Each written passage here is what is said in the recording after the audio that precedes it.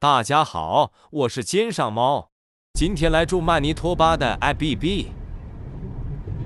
这是一个很有特色的农家乐 IBB， 一上来就有几个热情的小家伙迎接。哼，这么主动，那就不要怪我不客气了，挨个宠幸一番。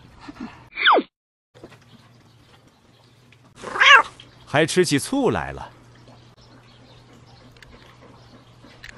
求求你再撸撸我吧。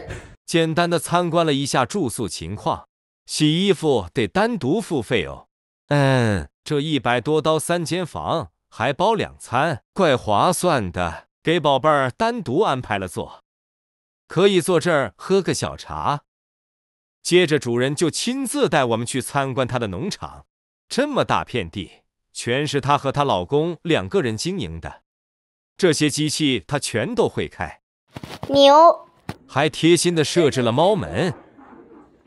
长得可爱还是要干活。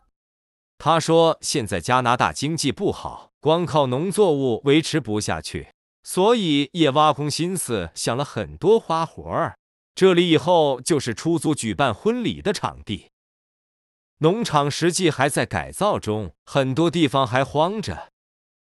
其实我之前一直以为加拿大的农民很轻松，坐拥一大片地，也可以算是小资生活了。但是这一趟，我改变了这种幼稚的想法，每天都有干不完的农活，而且还要交纳各种费用、保险，赚的钱只能说维持基本生活，要是碰上干旱，就更艰难了。不过偶尔来这里休闲一下还是不错的。这3个小家伙全程一路跟着我们，这是他种的果子，有树莓和酸樱桃。我第一次听说这种果子，他赶紧让我尝了几颗，干吃真的很酸，不过特别适合做甜点。他看我喜欢，送了我点儿。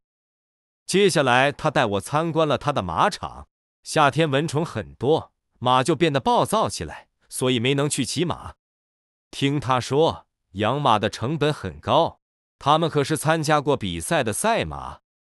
来，让我们从远处看看这2匹骏马的身姿，果然就是跟景点的马不一样，精神头很足。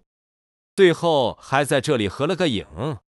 这次体验过后，想在这里买农场的各位也要三思而后行哦。